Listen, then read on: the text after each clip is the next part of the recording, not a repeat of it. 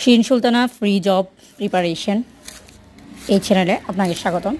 আজকে আমরা আলোচনা করছি 12তম BCS এর প্রিলিমিনারি প্রশ্ন বাংলা অংশ নিয়ে। ক্রিয়াপদের মূল অংশকে বলা হয় ধাতু। স্বাধীনতাহীনতায় কে বাজিতে চায় রঙ্গলাল বন্দ্যোপাধ্যায়ের লেখা। শুদ্ধ বাক্যটি হচ্ছে বিদ্বান ব্যক্তিগণ দারিদ্র্যের শিকার হন।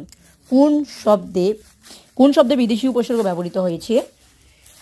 এখানে নিমরাজি বিদেশি উপসর্গ, কেননা নিম হচ্ছে বিদেশি উপসর্গ।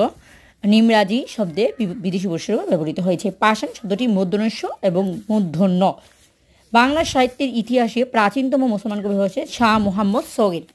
মুদের গৌরব মুদের আশা, আমরি বাংলা ভাষা অতুল প্রসাদ সেনের। মধুসূদন দত্ত রচিত বীরাঙ্গনা হচ্ছে পত্রকাব্য। রোহিণী কোন উপন্যাসের নায়িকা? কৃষ্ণকান্তের উইল। নিম্নরেখে কোন শব্দে বসেছে? তা হচ্ছে ঘোড়াকে চাবুক মারো। আশা করি আমাদের ভিডিওটা ভালো লাগছে। ভালো লাগলে শেয়ার করে দিবেন, আমাদের সাথে থাকবেন, সাবস্ক্রাইব